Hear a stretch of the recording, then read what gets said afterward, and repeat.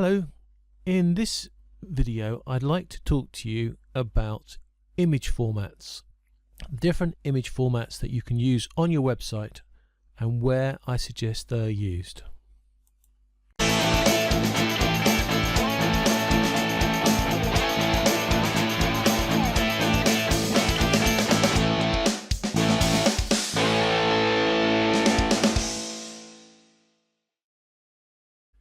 Now, this matters because different formats have different file sizes, and we see a lot of Facebook posts about people trying to speed up their site, and when you analyze it you can often find they will save lots of bandwidth and lots of processing if their images were only optimized correctly. The majority of images put on the web nowadays are PNG, and this is often the wrong answer.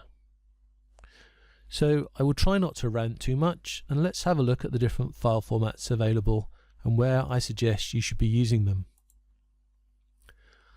Now the first one's JPG, or JPEG as we usually call it, and that's the one you probably heard the first of all of them, and it's a good format for images, but it's a lossy format.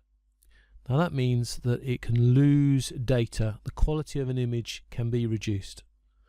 So the warning is, if you have a JPEG and then somebody else takes a JPEG of that JPEG and somebody takes a JPEG of that JPEG, you can lose quality, because JPEGs are often not 100% quality, they are often 70–80% quality, and therefore every time you save that file from another original, you are reducing the quality of the next generation of files. So that's a bad thing.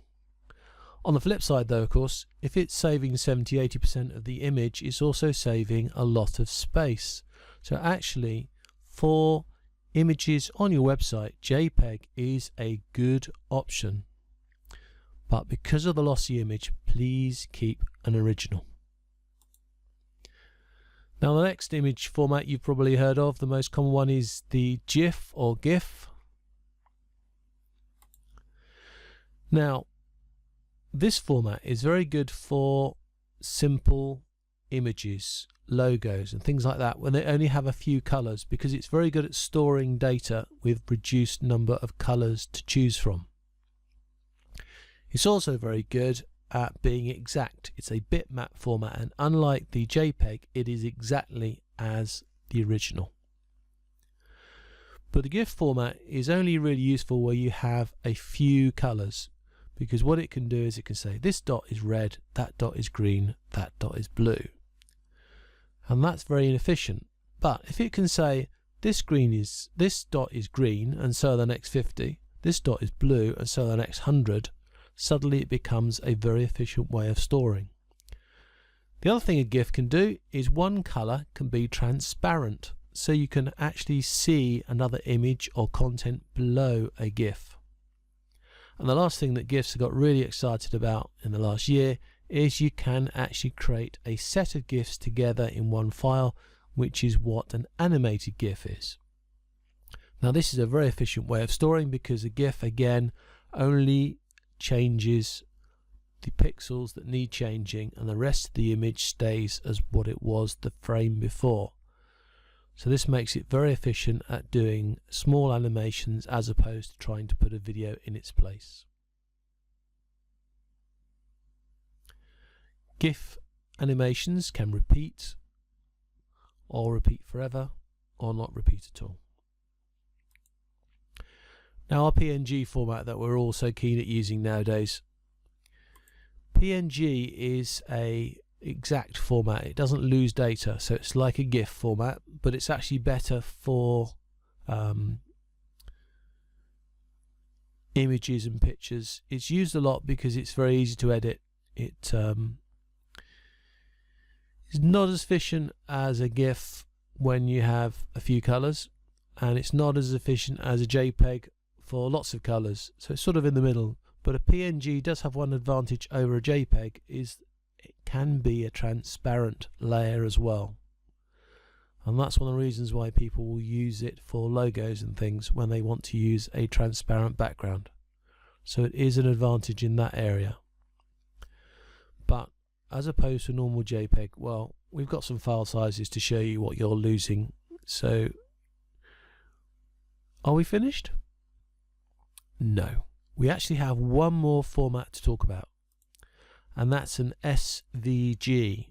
Now, an SVG image is completely different to all the others because SVG works by defining the curves and the boxes. So it actually describes how you draw the picture. Now, this makes it very good for logos and icons where you've got boxes and circles and half arcs and things like that. Because it's defined as an image format of drawing, doesn't actually matter how big or small the actual image is, because the curves are the same curves whether they're a big image or a small image. So it's excellent for making things bigger and smaller.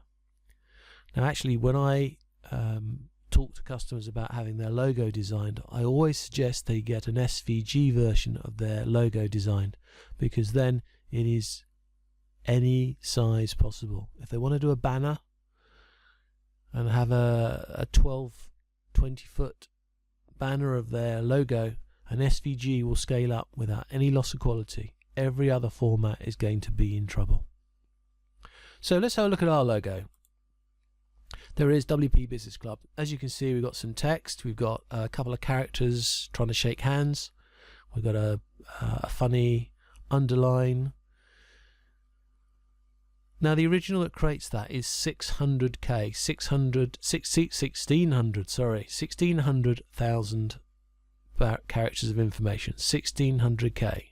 Now, if you produce that, and we're talking about now using an 800 pixel wide, which is your traditional width of a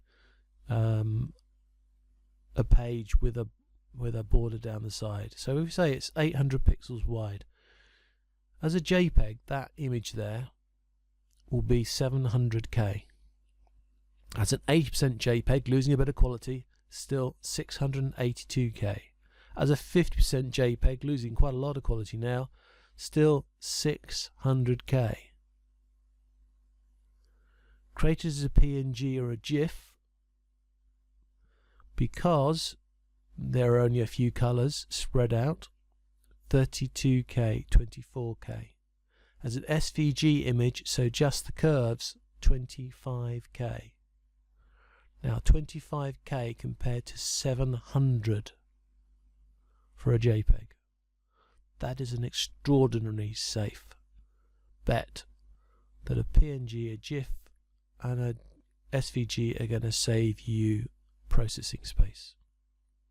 And when we're talking about a logo that's going to be on every single page on your website, that's a lot of bandwidth saved. Now, I know once an image is downloaded once, it doesn't necessarily have to be downloaded again, but we've just saved 80–90% bandwidth for that logo. So you can see the difference in the formats there. That's a lot of space. And even if it only makes a small difference on one customer, if you've got 1,000 customers a day, that's saving you bandwidth on your site as well. So let's look at the other type of image, a big graphic. Now, this image here on the right hand side here, that image is our background that we tend to use all over the place. Now, the original for that is 7,600. Again, very, very big. As a JPEG though, it's just under 200k, it's 199k, and as an 80% JPEG, which it actually works well as, 103k. Compare that to a PNG. As I said earlier, a lot of people are using PNGs instead of JPEGs all over the place. 308k. So that's 308 compared to just under 200 for a 100% JPEG. Use an 80% JPEG and it's a third of the size. Now, if you've got posts with 4 or 5 images for each post, or you've got a line of posts with a half a dozen posts, each with a featured image, and you can save a third of each image size, you're going to be saving yourself a lot of data. You're going to be speeding up your site. You're going to be more efficient. Now, I put SVG as not available because as an SVG image, that just isn't going to work. Okay, it's not. It's just too many images to draw together.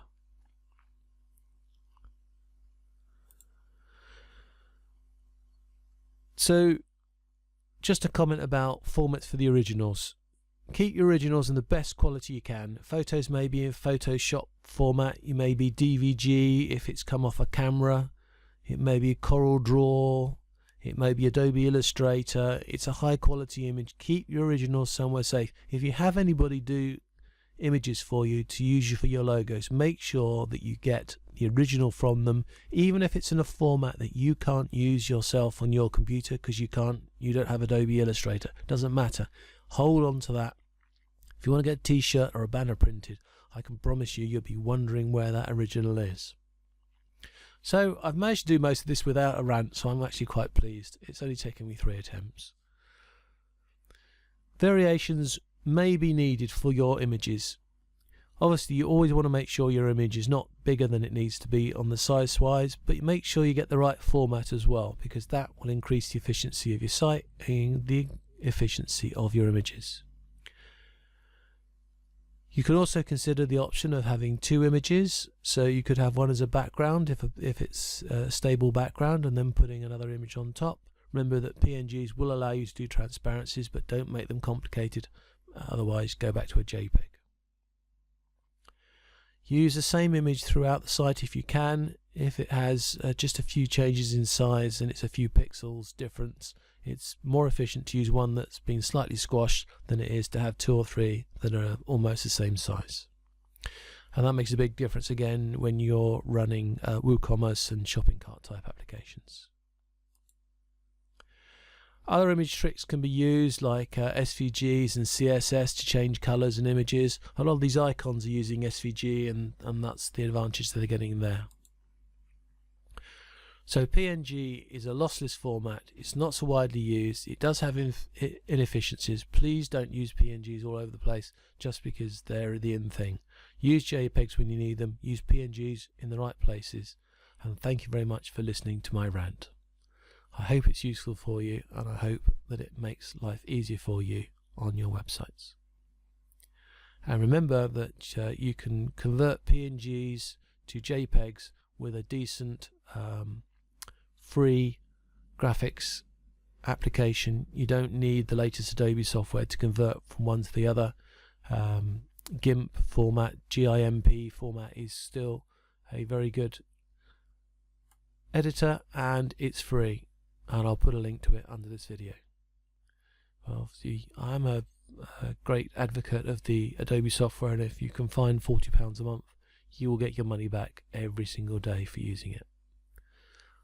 Thank you. Please subscribe, follow, and all the other things, and I look forward to the next presentation.